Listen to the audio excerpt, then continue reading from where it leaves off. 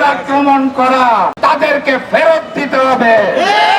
আমরাও মুক্তিকামী সেভেন সিস্টারকে সহযোগিতা করতে অগাস্ট মাসের 6 তারিখ খুনি হাসিনাকে ফেরতের দাবিতে আমার দল জাগপার পক্ষ থেকে ভারতীয় দূতাবাস ঘেরাও করতে এসেছিলাম।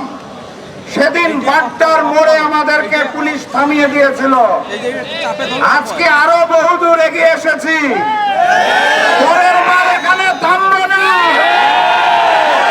দূতাবাসে ঢুকে যাবো ইনশাআল্লাহ। বাংলাদেশের রাজনৈতিক দলগুলোকে আপনারা মনে করেন ক্ষমতায় থাকতে হলে বোধহয় হিন্দুস্তানের বন্ধুত্ব প্রয়োজন।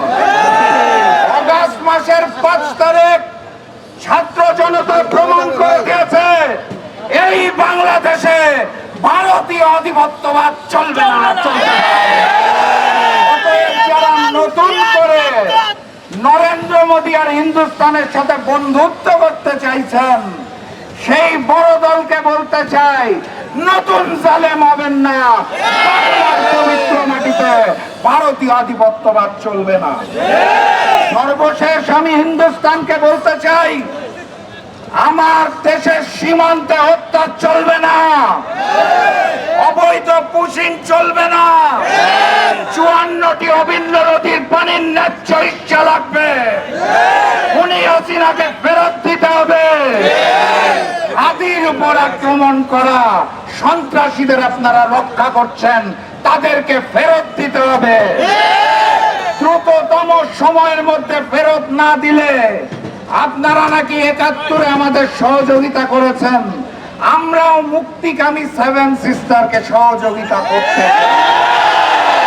71-এর যদি কোনো ঋণ থাকে আপনাদের কাছে, সেই ঋণ এবার পূরণ করতে চাই। সেভেন সিস্টারকে স্বাধীন করে। আর আমার দেশের প্রশাসন যারা পিছে দাঁড়িয়ে রয়েছেন, তাদেরকে বলতে চাই, বাংলাদেশের মুক্তিকামী জনতাকে আপনারা রুখতে পারেন, ভারত থেকে আসা গুলি রুখতে পারেন না কেন? আপনাদের কাছে তথ্য থাকার পরেও আপনারা যদি হিন্দুস্তানি গোলামি করার জন্য প্রস্তুত থাকেন, তাহলে আপনাদের বিরুদ্ধে আরো একটি অভ্যুত্থান হবে ইনশাআল্লাহ। নতুন বাংলাদেশে হিন্দুস্তান এবং হিন্দুস্তানের কোন বন্ধুত্বকে আমরা মেনে নেব না ইনশাআল্লাহ। নারায়ে তাকবীর।